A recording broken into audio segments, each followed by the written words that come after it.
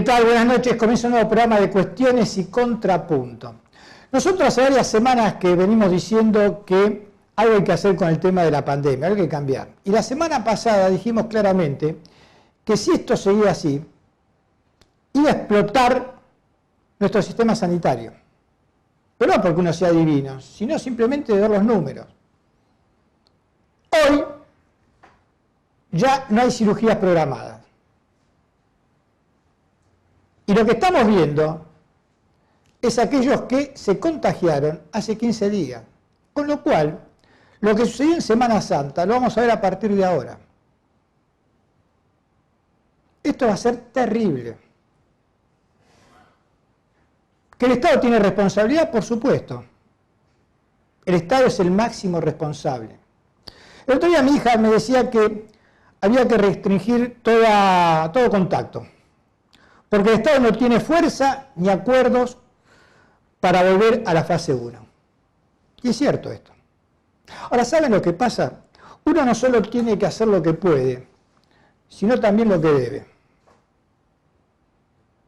Por eso digo que el Estado es el máximo responsable, pero no el único. Fijémonos qué ha hecho la oposición desde que arrancó esta pandemia. Estuvieron en contra de las vacunas, estuvieron en contra del aislamiento, estuvieron en contra hasta del barbijo. La verdad, un desastre. Parece que lo que querían era que hubiera primero contagiados y después muertos, para tirar los cadáveres al gobierno. Creyendo que así iba a poder volver al poder después de 4 años que fueron un fracaso. Ahora, ¿los culpables son únicamente el gobierno y la oposición? No, hay más culpables.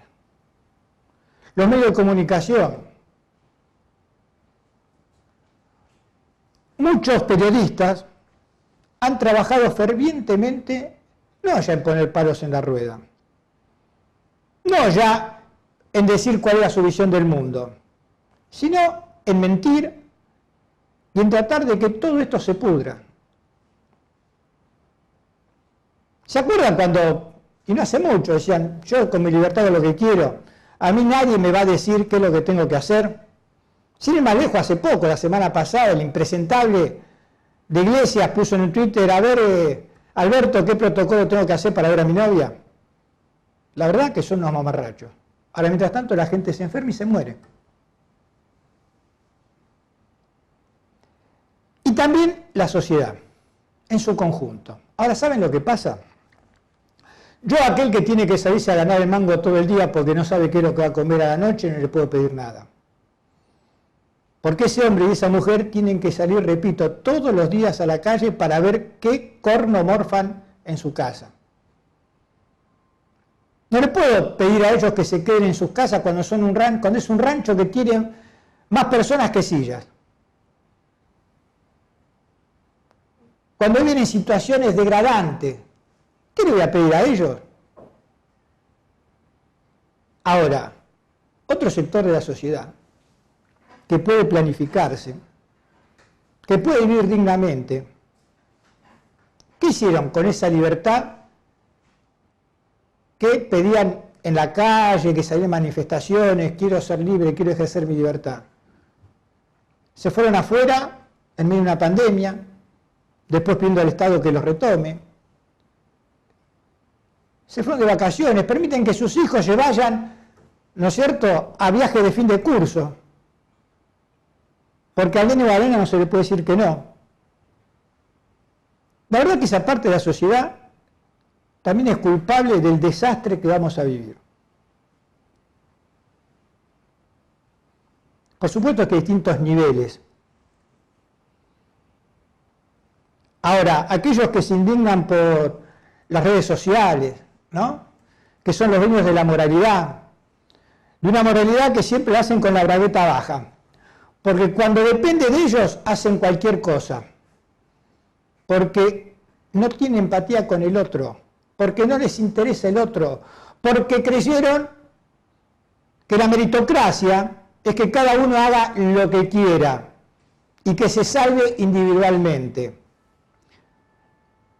yo no necesito el Estado, yo pago mi salud. Ahora, ¿saben lo que pasa? Esas personas que pagan 40, 50 lucas, hoy que vayan a la clínica privada a ver si los atienden.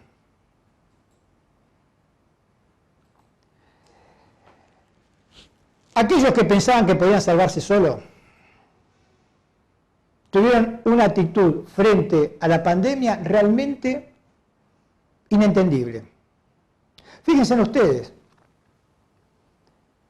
para vivir y de acuerdo a sus posibilidades económicas, los que más tienen se acercaron, fueron a un country, los que menos tienen se ponen cámaras, ¿no?, en sus casas, rejas, porque se tienen que prevenir de la inseguridad. ¿Y qué hicieron para prevenirse del coronavirus? ¿Qué medida tomaron? Ninguna. Porque en realidad no piensan en el otro. Uno tiene que cuidarse no solo por uno, sino por el otro. Por el familiar, por el amigo, por el compañero de trabajo. Pero claro, no están acostumbrados a eso. Le dijeron, salvate vos solo. Lo que no le dijeron es que cuando todo se cae, también te caes vos. Damos un corte y continuamos con más cuestiones y contrapuntos.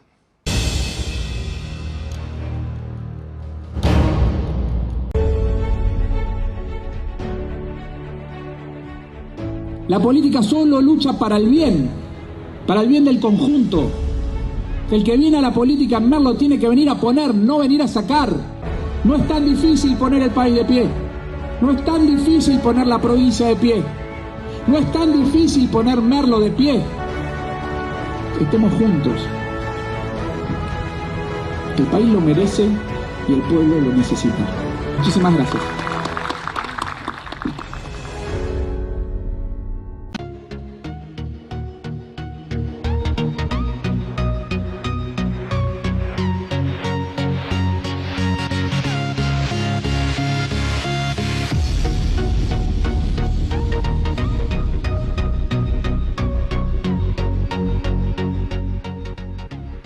En Morón volvió el día verde. Los miércoles solo sacar residuos reciclables. Solo residuos reciclables. Como papel, cartón, plástico, vidrios y metales. Todos limpios y secos. Municipio de Morón. Corazón del Oeste. Te presentamos Doctor Osdepim, un servicio de nuestra obra social, por el cual podés comunicarte con un médico a través de videollamadas las 24 horas del día, los 7 días a la semana. Baja la aplicación y sumate a la telemedicina a través de tu consulta médica online, sin salir de tu casa. Osdepim, te estamos cuidando. Defensoría de la Provincia de Buenos Aires. Defendemos tus derechos. El compromiso sigue siendo el mismo que el primer día. Cuidarte. Por eso pusimos en funcionamiento el nuevo centro de vacunación del kilómetro 46. Porque creemos que la salud es un derecho y una prioridad. Y vamos a seguir haciendo todos los esfuerzos para garantizarla y estar al lado tuyo, siempre. Pilar, municipio.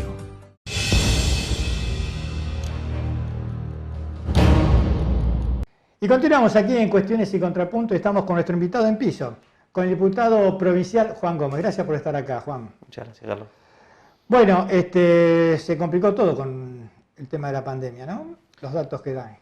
Sí, lamentablemente estamos viendo una situación muy complicada, que era previsible en función de cómo se fue incrementando el nivel de contagio en el marco del COVID, y bueno, nos llama también a reflexionar sobre la situación que estamos viviendo, sobre las consecuencias que trae esto para la vida de millones de argentinos y los riesgos que lleva en el marco del sistema sanitario, ¿no? Sí, por los números que hay, me parece que la provincia va a ir a un cierre acotado por ahí, de 10 días, 15 días, pero a un cierre porque si explota el conurbano va a ser terrible. Bueno, me parece que el desafío es encontrar un equilibrio entre las necesidades que tiene la sociedad después de una cuarentena y una pandemia que se extendió en el tiempo, y el desafío de encontrar un equilibrio entre la necesidad de seguir fortaleciendo el sistema de salud, pero al mismo tiempo de seguir reactivando la economía, que es algo que era una deuda pendiente y que generó condiciones muy difíciles en términos macroeconómicos, como se pudo ver hace poco con los números de pobreza y indigencia. Equilibrar eso con la necesidad también de frenar la propagación del virus. Me parece que el desafío en este momento es lograr encontrar un punto de equilibrio de esa situación, pero sin lugar a dudas es necesario que el Estado tome las medidas que tenga que tomar en función de cada momento epidemiológico, ¿no? Sí, el problema es que, digamos, acá nosotros estamos en el AMBA y es una unidad y son dos estados. Y dos estados que también, al margen de la cuestión ideológica de quién está en uno y quién está en otro, también con dos realidades distintas. ¿En qué sentido? Que la provincia tiene más valor lo industrial, lo productivo, y en la ciudad autónoma tiene más valor los servicios. Y esto hace que también, digamos, cada uno trate a su manera de ver, como vos decías, cómo equilibra esto de la producción del trabajo con la pandemia. Pero evidentemente uno no observa que pueda haber un acuerdo y que el Estado va a tener que tomar carta en el asunto, porque esta va a terminar siendo la situación más grave que pasa en el país, ¿no es cierto? El conurbano bonaerense y el AMBA, digamos. Tal cual, pero bueno, en relación a lo que vos decías de las diferencias de cada uno de las jurisdicciones de ciudad y de provincia, también hay que tener en cuenta que la ciudad de Buenos Aires es una ciudad con muchos recursos que lamentablemente no se vuelcan a las cuestiones públicas, no se vuelcan ni a la educación, ni se vuelcan a la salud, pero que le permiten también tener otras herramientas para enfrentar la pandemia, como por ejemplo tendrán que pensar políticas para subsidiar los sectores que no pueden trabajar en el marco de una cuarentena más estricta, si es que se tiene que tomar esa definición, como se hizo en la provincia de Buenos Aires con un programa parecido al del ATP. Me parece que es importante trabajar en conjunto, pero también que el Estado de la Ciudad de Buenos Aires invierta recursos en poder acompañar a los sectores que la van a pasar mal. Me parece que no sirve en este momento plantear posiciones demagógicas en los medios de comunicación, intentando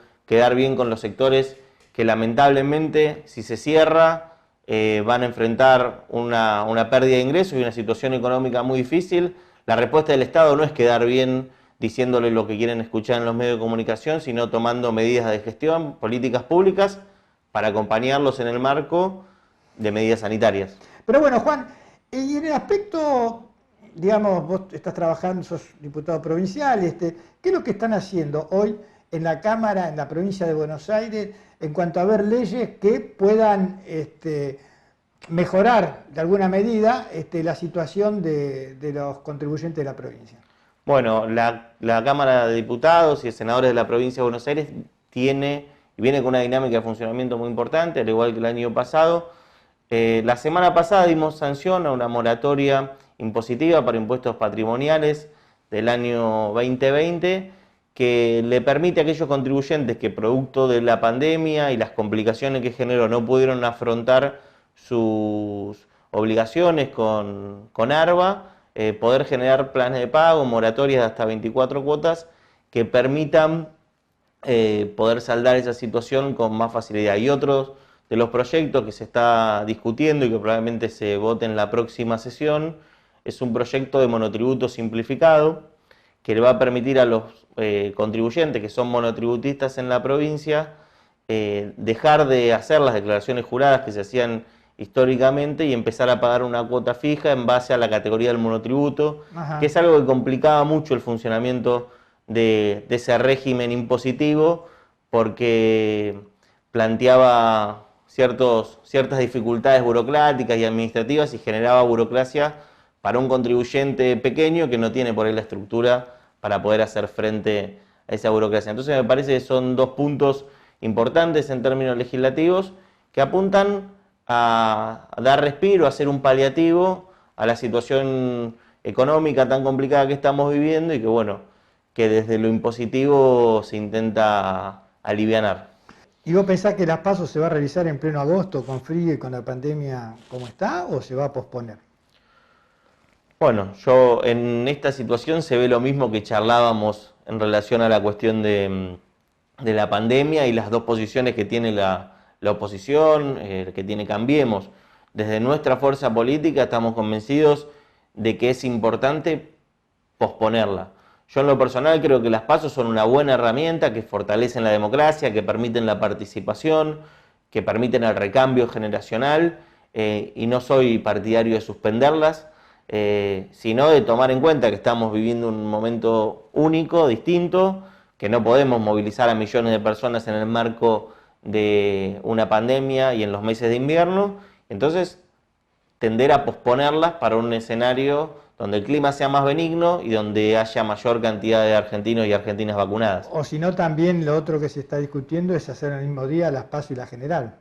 Bueno, eso puede ser una opción. Evidentemente la opción que genera más rechazo de la oposición y bueno, probablemente nosotros también tengamos que ceder en ese punto algo, pero lo que es importante es votar lo más lejos posible en el marco de este año para no sacar a la gente en medio del invierno. Y se está pensando también en que en lugar de votar todos en un día, que se vote en un fin de semana, o sea, que los pares un sábado y los impares el domingo, para evitar esas aglomeraciones que sabemos que es así, que hay escuelas con pasillos estrechos, bueno, ese que formato hay colas, que hay, digamos, porque total, las fuerzas de seguridad pueden estar 2 días como están un día, custodiar las urnas, digamos, y así alivianar la cantidad de gente. No había escuchado esa opción, yo creo que la opción que se está trabajando y que tiene más consenso es la de la postergación.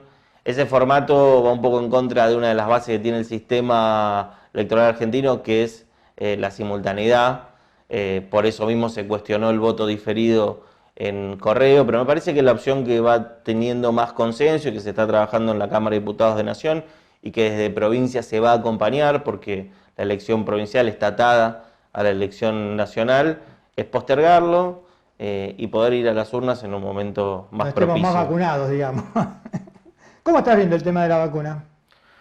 Bueno, me parece que hay un esfuerzo importante de nuestro país por conseguir vacunas en un contexto donde no hay vacunas en todo el mundo, que obviamente no se cumplieron los objetivos que teníamos en cuanto a vacunación, sencillamente porque las empresas con las que la Argentina firmó contratos no los cumplieron, porque no cuentan con la materia prima o por distintas situaciones de logística a nivel mundial, pero a pesar de eso me parece que es importante destacar el proceso de vacunación que se viene dando en la Argentina, en la provincia de Buenos Aires. Hay días que llegamos a los 90.000, 97.000 vacunados por día, es un ritmo importante. Y bueno, del otro lado vemos también una campaña de mucha desinformación, de generar mucho daño y mucha desconfianza en la población. Hace unos días, creo que ayer, fue la tapa de Clarín que decía la vacuna china, sin especificar que la vacuna china que se da en la Argentina cuenta con un respaldo científico y cuenta con un nivel de eficacia muy alto. Entonces me parece que conviven las dificultades que tenemos a nivel mundial, que hay que aceptarlas, que entenderlas, algunas dificultades que hubo también en la campaña de vacunación con personas que no se tenían que vacunar y que es repudiable y que el presidente tomó las decisiones que tenía que tomar al respecto. Conviven esas dificultades con una estrategia de la oposición y una estrategia de algunos medios de comunicación de generar más desinformación, más desconfianza y más desesperanza. Sí, porque en realidad no solo esa etapa a la que te referís es una etapa engañosa, porque en realidad, como decían la vacuna china y acá la vacuna que tenemos acá nosotros, tiene un alto porcentaje de efectividad y la que tiene muy bajo es la que se está dando en Chile. Ahora, al margen de eso, también es engañosa porque la vacuna no es que te inmuniza contra el coronavirus, lo que sí te hace la vacuna, hasta la que se dé en Chile, es que en caso de que te contagies, la vas a pasar mucho mejor si estás vacunado que si no lo estás. Entonces, ese es la verdadera importancia de la vacuna. Porque en Chile, vos fíjate que han logrado una vacunación exitosa y sin embargo tiene un alto contenido de contagiados, pero con pocos muertos. ¿Por qué? Porque están vacunadas. Entonces, hasta esa que es mala, entre comillas, es mejor que nada, digamos. Pero no es la que tenemos nosotros acá. Por eso es importante aclarar que la vacuna no es una salvación mágica, que las personas que están vacunadas tienen que seguir usando barbijo, que tenemos que seguir evitando el contacto social y la propagación del virus, y que al mismo tiempo también es importante destacar esas personas que se vacunan, que se lleva un tiempo de que se generen anticuerpos y un tiempo en que la vacuna sea efectiva, y es importante no bajar la guardia, no relajarse, porque lamentablemente se pueden generar situaciones complicadas. Sí, el enemigo que tenemos es invisible, pero cada vez lo vemos más visible porque afecta a compañeros, amigos, lo tenemos cada vez más cerca, digamos, a este enemigo. Y me parece que la mejor manera de combatirlo es el plano social, aunque, como dije yo en el editorial, le hemos cerrado por mucho. En línea general, digamos, sin hacer, digamos, uno es parte de la sociedad, sí, y como parte de eso, digo, le hemos errado en mucho. Por último, Juan, ¿cómo crees? Claro, estamos tan lejos de hablar del electoral hoy, y la verdad que la gente no le interesa. Hoy quiere ver la gente cómo consigue el laburo y cómo se vacunan los que tengan que vacunarse y cómo pueden abrazar a sus afectos. Pero, ¿cómo se hace una campaña en este marco, digamos?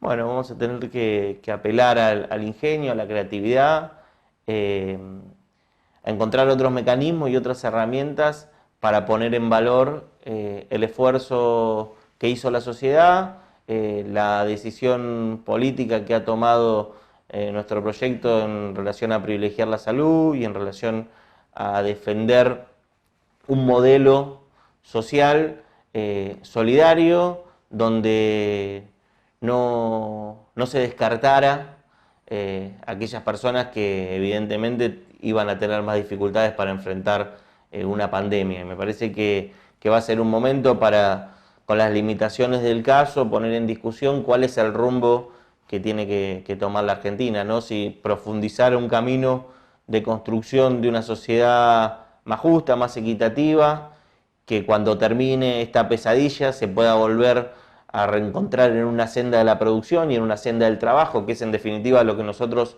le propusimos a la sociedad en el año 2019, que lamentablemente no pudimos hacer producto de esta pandemia, aunque paradójicamente hemos logrado en algunos rubros de la producción mejores números que los números del macrismo. Se pudo construir en el marco de la pandemia en determinados rubros como la automotriz, el rubro de la construcción, más que lo que se hacía en el marco del macrismo. Bueno, poner en discusión esos modelos de país y convocar a la sociedad a que podamos reencontrarnos en una senda de la construcción de una Argentina más justa, que es lo que le propusimos en el año 2019.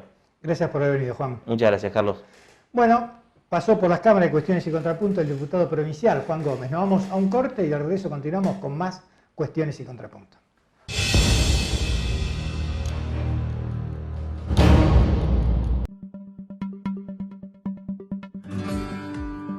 El compromiso sigue siendo el mismo que el primer día: cuidarte. Por eso pusimos en funcionamiento el nuevo centro de vacunación del kilómetro 46. Porque creemos que la salud es un derecho y una prioridad. Y vamos a seguir haciendo todos los esfuerzos para garantizarla y estar al lado tuyo, siempre. Pilar, municipio. En Morón volvió el día verde. Los miércoles solo sacar residuos reciclables. Solo residuos reciclables. Como papel, cartón, plástico, vidrios y metales. Todos limpios y secos. Municipio de Morón. Corazón del Oeste. Defensoría de la Provincia de Buenos Aires. Defendemos tus derechos.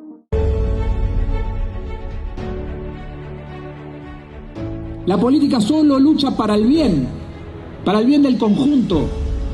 El que viene a la política en Merlo tiene que venir a poner, no venir a sacar. No es tan difícil poner el país de pie. No es tan difícil poner la provincia de pie.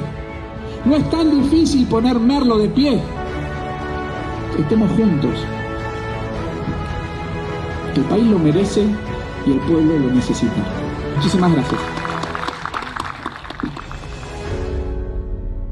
Sumate a la telemedicina a través de tu consulta médica online. OSDEPIM, te estamos cuidando.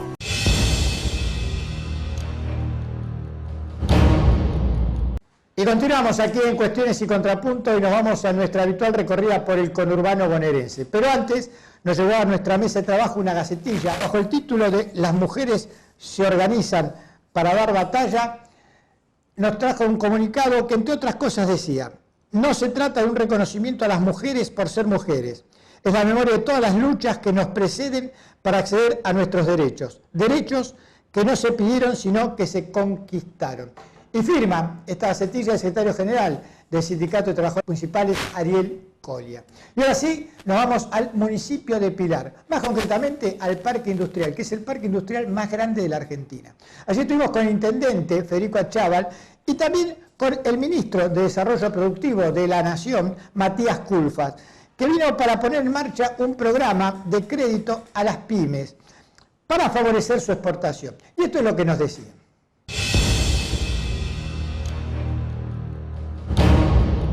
La mirada común que planteó nuestro presidente Alberto Fernández de poner a la Argentina de pie a partir de la producción y el trabajo, y eso en Pilar se nota cuando uno recorre el parque industrial y vuelve a ver a los industriales y a las pymes con vocación no solamente invertir, sino que invertir para la exportación. Básicamente es un programa que lo que hace es generar recursos financieros para que las pymes puedan contratar servicios profesionales, nuevas tecnologías, nuevo equipamiento y realmente ganar un poco en productividad y competitividad. Y la verdad que quisimos hacer este lanzamiento aquí en Pilar, en una empresa justamente que está haciendo todas estas tareas, que es modernizarse, poder exportar, poder generar nuevos productos con más valor agregado. Y en un parque industrial como el de Pilar, que hoy lo vemos pujante y estamos realmente contentos y agradecidos por la invitación del intendente Federico Achával. La verdad que bueno, vemos un escenario industrial distinto, de crecimiento. Hoy la Argentina está produciendo más que antes de la pandemia, ya no es solamente, como dicen algunos, un rebote después del piso de pandemia, sino que hoy Argentina produce más que antes de la pandemia.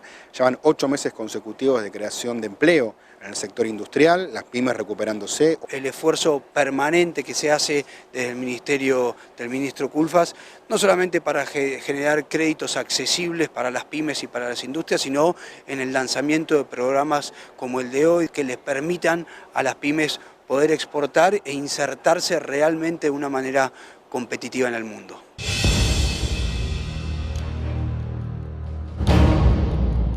Y del municipio de Pilar nos vamos al municipio de Merlo, donde allí en San Antonio de Padua, sobre las vías del ferrocarril Sarmiento, se comenzó la construcción de un nuevo puente. Allí estuvimos con el intendente de Merlo, Gustavo Menéndez, y con el presidente de Ferrocarriles Argentinos, Martín Marinucci. Esta es la nota.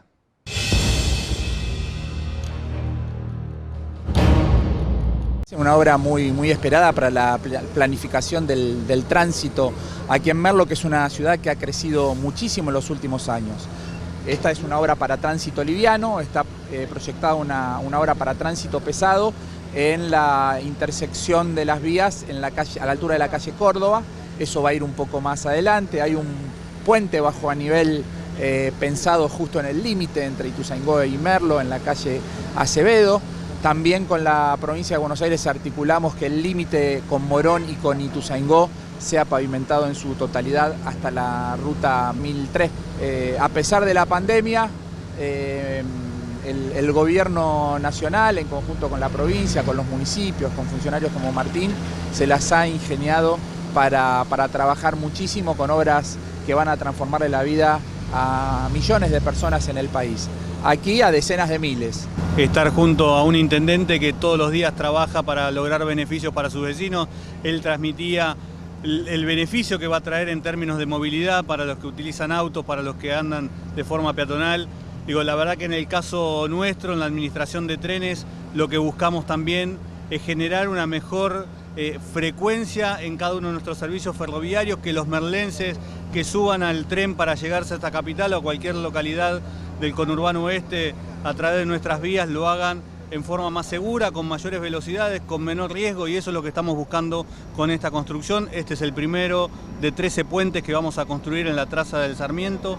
Nos va a permitir, lo que comentaba, poner más frecuencias, más trenes al servicio de los usuarios y que de esta manera puedan tener una conectividad también, en este caso, de sentido sur-norte, más ágil sin tener que estar perdiendo el tiempo, que también es parte de lo que nos ha pedido el presidente, lo que nos viene pidiendo el ministro, que el usuario de tren, el vecino, lo que pueda hacer con su tiempo lo administre de la forma al que le convenga y no que nosotros seamos quienes le ocupamos el tiempo por una cuestión de prestación de servicios deficiente.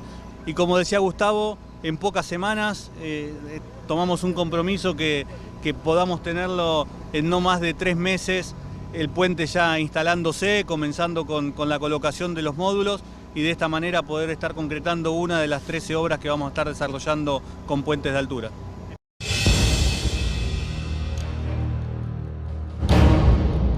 Y de las palabras del presidente de Ferrocarriles Argentinos, Martín Marinucci, ahora vamos a la nota que le revisamos a Juan Carlos Juárez. Él es miembro de Progresistas en Red y experto en seguridad social. Y esto es lo que nos decía.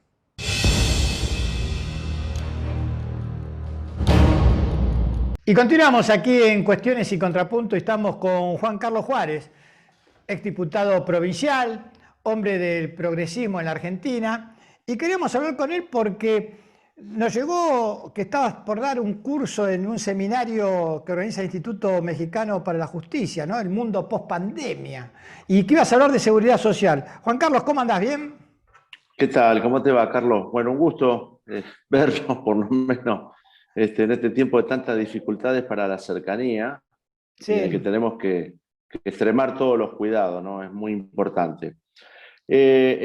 Digamos, yo tengo en materia de seguridad social un recorrido a nivel internacional con algunos organismos y uno va generando relaciones. México ha sido realmente un país que siempre me ha dado mucho lugar, muchas posibilidades, y el Instituto Mexicano para la Justicia, entre sus directivos está el doctor Mario Velázquez Torres de la Vega, me han invitado es un seminario, un curso con horas cátedras para profesionales y para muchas personas de la actividad de la seguridad social, para hablar del mundo post-pandemia y se va a hablar de la seguridad social, de la salud, de la justicia, de la seguridad pública, de la misión de las Fuerzas Armadas en la región de Latinoamérica, de género, de inclusión.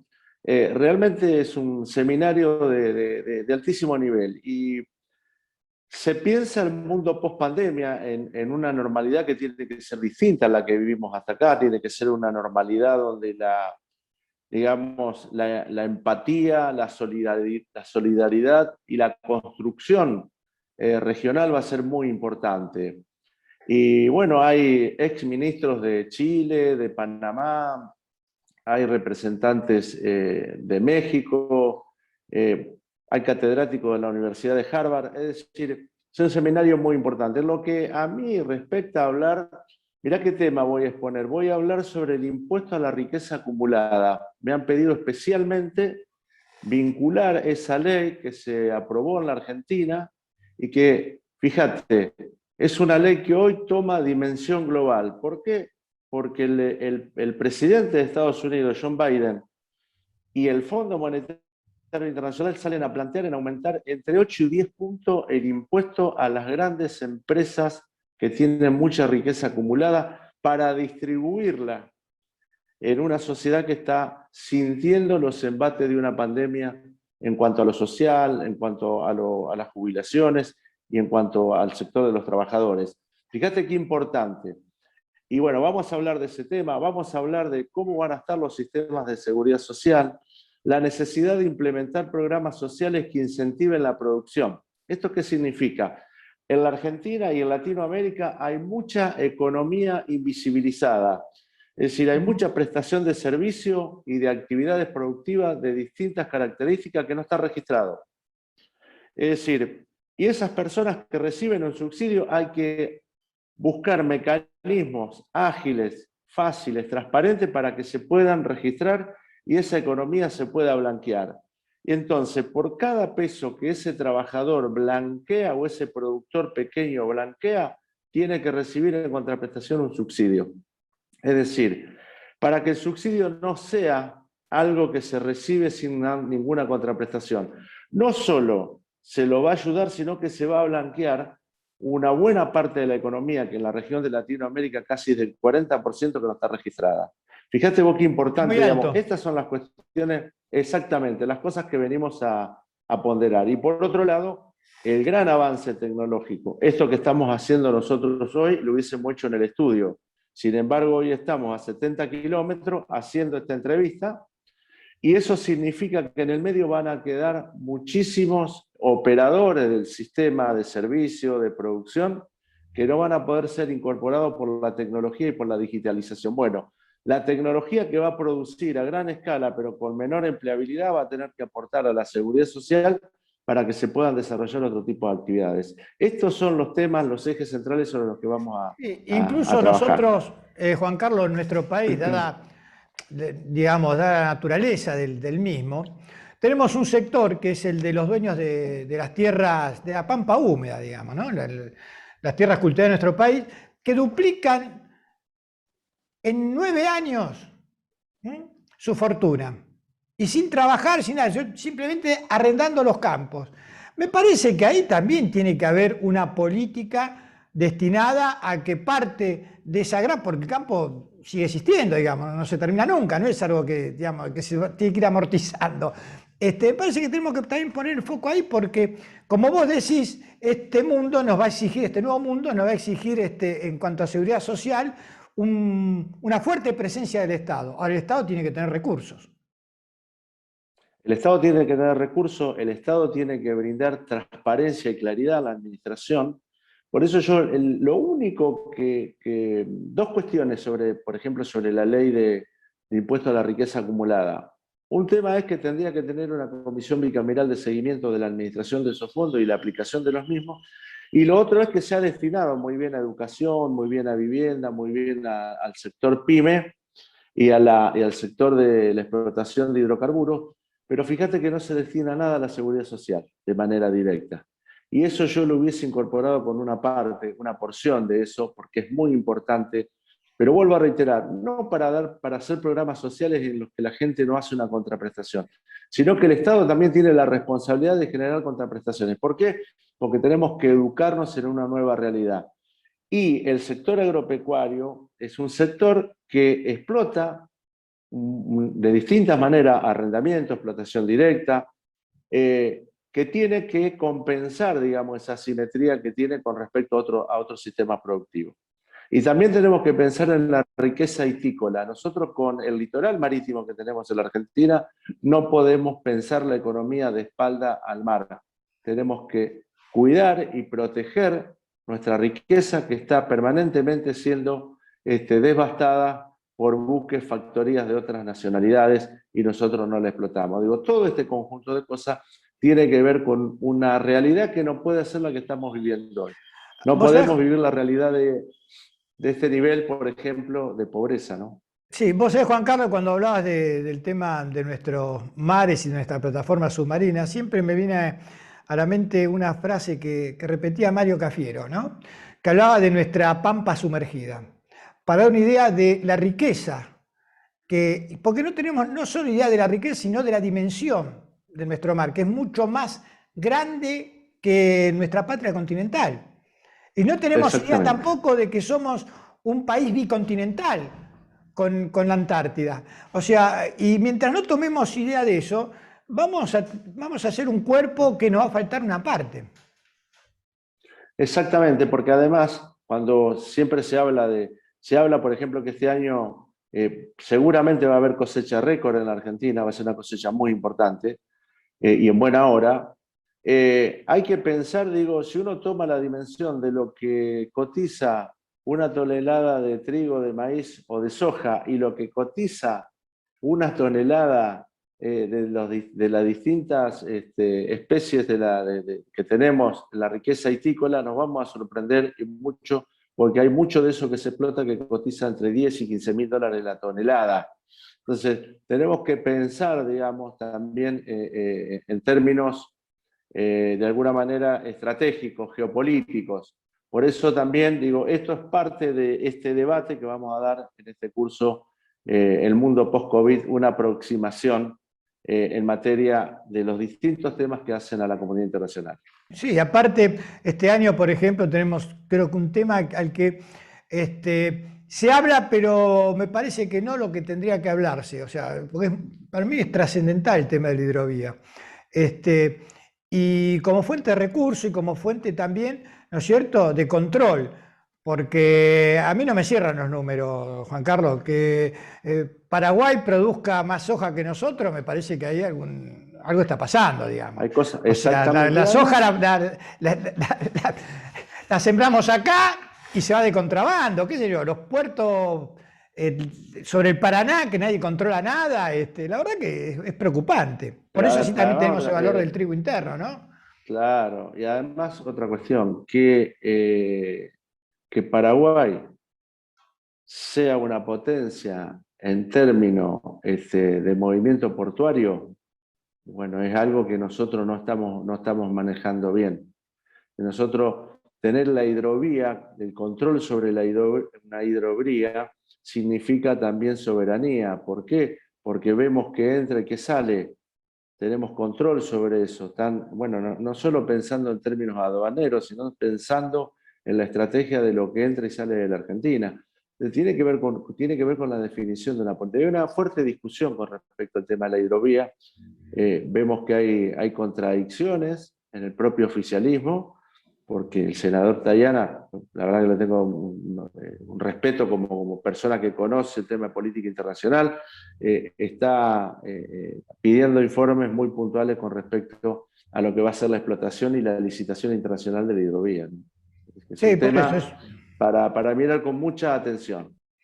Juan Carlos, gracias por tu tiempo. Esperemos que la próxima vez, y superada esta pandemia, que la verdad que nos agobia a todos, pero que hay que cuidarse, porque lo que se viene no parece ser nada prometedor, hasta que estemos todos vacunados, volver a tener un contacto contigo, porque siempre sos un amigo de la casa, y bueno, y es un placer hablar con vos. Bueno, yo te lo agradezco, y en la responsabilidad individual está la construcción colectiva de la protección frente a la pandemia. Gracias por tu tiempo, Juan Carlos. No, gracias a vos, hasta siempre. Y pasó por las cámaras de cuestiones y contrapuntos Juan Carlos Juárez.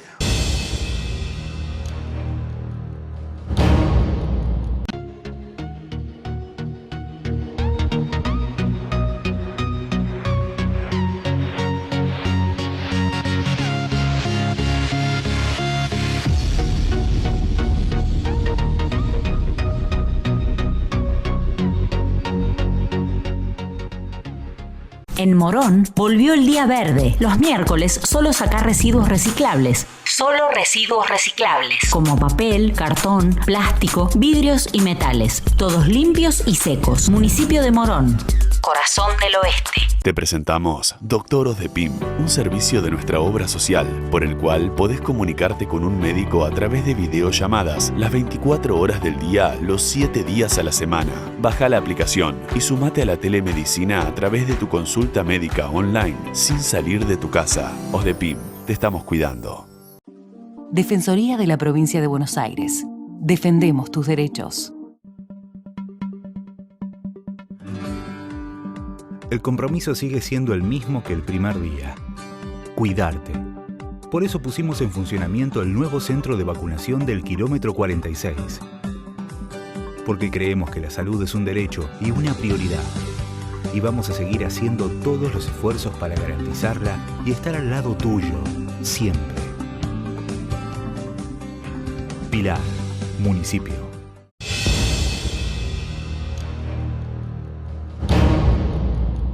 Y continuamos aquí en Cuestiones y Contrapuntos y estamos con el periodista Mariano Vázquez para que nos cuente sobre el resultado de ayer en las elecciones tanto de Ecuador como de Perú. Gracias por tu tiempo, Mariano. No, por favor, gracias a ustedes, un gusto de saludarte. Bueno, finalmente en Ecuador se impuso Guillermo Lasso, que derrotó a Andrés Arauz, que era el hombre que venía a ser la continuación de Correa. Exactamente, las encuestas vaticinaban un empate técnico, finalmente el candidato ultraconservador Guillermo Lasso terminó imponiéndose. Esto creo que es una mala noticia, sobre todo porque se había abierto una esperanza en América Latina con las victorias en Argentina y en Bolivia de los procesos progresistas, Guillermo Lasso era su tercer intento por llegar a la presidencia del Ecuador. Representa a un sector ultraortodoxo, él viene del Opus Dei, es un banquero, y además él, como superministro de Economía en el año 1999, provocó un corralito bancario y una expropiación de ahorros que terminó en el mayor éxodo económico-social de la historia del Ecuador, con 2 millones de personas que tuvieron que irse del país por este quebranto económico. Está alineado obviamente con los poderes conservadores y demuestra que América Latina también está no en un proceso de revertir los procesos neoliberales o retornar hacia una senda de procesos de cambio, sino que está en un momento en el cual las elecciones son más pendulares, los tiempos políticos son más cortos, y vamos a ver estos virajes de derecha a izquierda mucho más seguido de lo que estamos acostumbrados. Sí, es como que fuese un territorio en disputa América Latina, ¿no? Donde en un lado ganan uno, en otros otros, no hay como una uniformidad, como si de una época donde, por ejemplo, a principios de los 2000 ganaban todo lo que malmente se llama populismo, ¿no? Y así como en los 90 eran todos gobiernos más bien de derecha.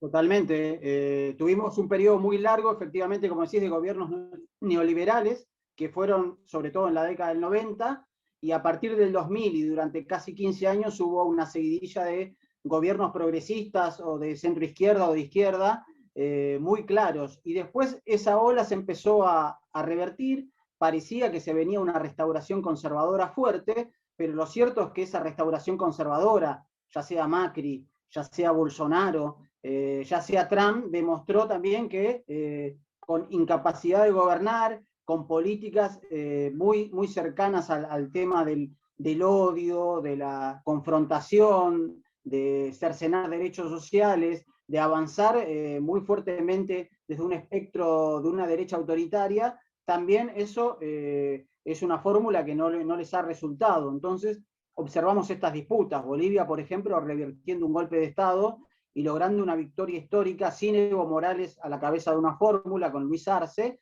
que sacó el 55%, o bien en Argentina, Macri no logrando la reelección y el Frente de Todos accediendo también en primera vuelta a retornar a manejar los hilos de la Argentina. Después tenemos a Chile con un gobierno de derecha de Sebastián Piñera muy golpeado y que va hacia una asamblea constituyente que puede ser histórica para tirar al basurero la historia a la constitución de la dictadura de Pinochet. Así que esa es la historia. Uruguay también, a pesar de que se terminaron 15 años de Frente Amplio, en la calle Pou no la está teniendo nada fácil en la presidencia de ese país.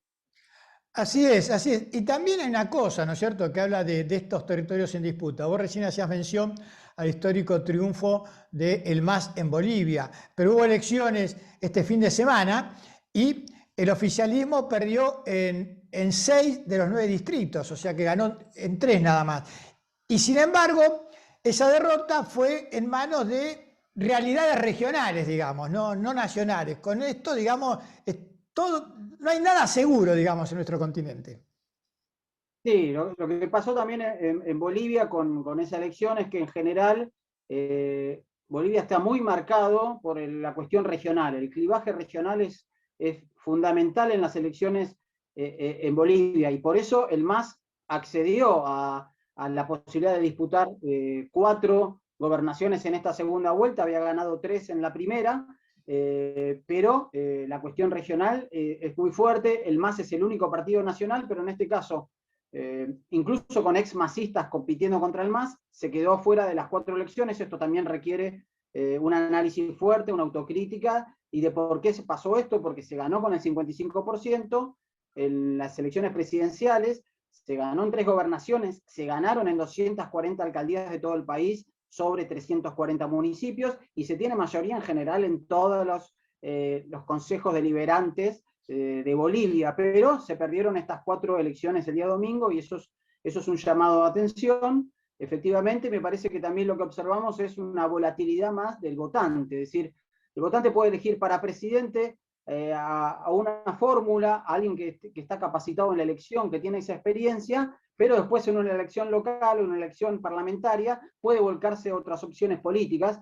Ese ejemplo claro de crisis de representación mayúsculo lo está teniendo Perú, con una elección que realmente sorprendió a todos.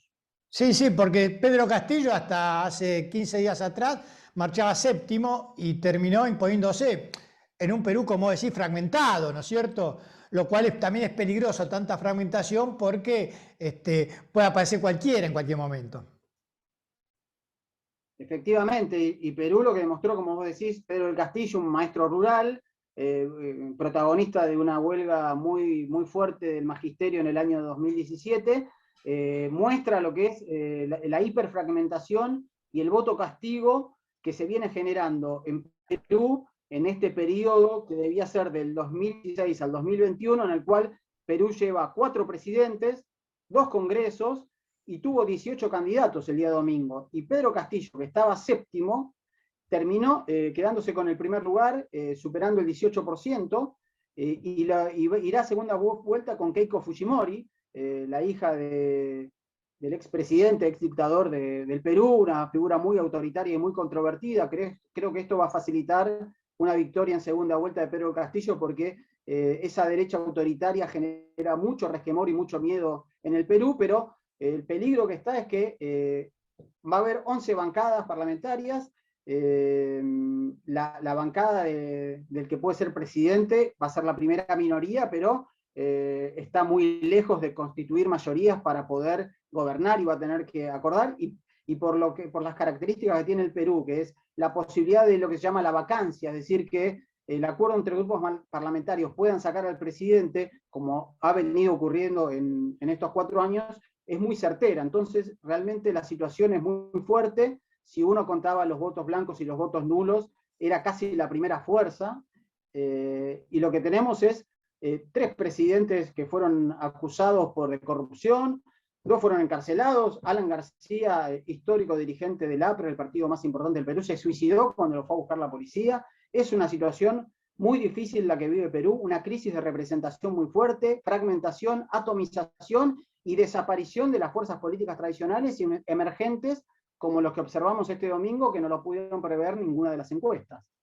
Sí, aparte Keiko Fujimori, digamos, no tiene muchas opciones, o es presidenta o va presa por los cargos de corrupción, digamos, o tiene el asiento presidencial o el asiento de la justicia. Sí, Keiko llegó más o menos a los 13 puntos, evidentemente es el voto duro del fujimorismo, pero yo le veo bajísimas chances de que pueda ganar la presidencia. Me estabas diciendo que, bueno, que la atomización del Perú en realidad es un problema, pero también uno observa que le cuesta mucho a los gobiernos poder legitimarse una elección, como que la pandemia también, una de las características que parece que trae en líneas generales, es que les cuesta mucho a los oficialismos ganar en las elecciones. Sí, efectivamente, yo creo que la pandemia va a hacer que los periodos de gobierno sean más cortos, sean más acotados y tengan que trabajar mucho más en una emergencia de esta pandemia mundial que ha afectado a todos. Entonces yo creo que se vienen ciclos políticos mucho más cortos en América Latina, sobre todo, que en general es un territorio, como bien mencionaste antes, en disputa, y creo que eso es la característica que vamos a empezar a tener en América Latina. Periodos más cortos de gobierno, pocas reelecciones, y la aparición de nuevos candidatos y nuevas figuras políticas, en algunos casos inéditas o impensadas en otro tiempo. Para terminar, Mariano, esto que vos estás diciendo, ¿también tendría que hacer reflexionar al gobierno sobre, digamos, las próximas elecciones? Yo creo que sí, porque están apareciendo, aunque Argentina tiene una característica de partidos tradicionales más fuertes y un peronismo que, aunque a veces no esté cohesionado, genera una estabilidad en la cosa pública. Yo creo que sí hay que tener mucha atención a los sectores de extrema derecha, que están creciendo mucho, e incluso en algunas derechas moderadas en el mundo están siendo cooptadas en su discurso y en accionar por estos sectores neofascistas, y eso es muy peligroso. Yo creo que hay ahí un juego en la democracia muy, muy, muy complicado, y por eso se hace muy urgente la defensa de la democracia ante el avance de estos sectores de extrema derecha. El PRO está avanzando su sector más libertario, como ellos mismos se autodenominan, y eso es un peligro, y yo creo que los sectores progresistas, los sectores de izquierda, los sectores democráticos, incluso de la socialdemocracia, tienen que unirse ante este desafío. Mariano, gracias por tu tiempo. Por favor, un placer y un abrazo grande. Bueno, esto ha sido todo por hoy. Nos vemos a encontrar la semana que viene a las 22 horas para más cuestiones y contrapuntos. Han sido ustedes muy amables.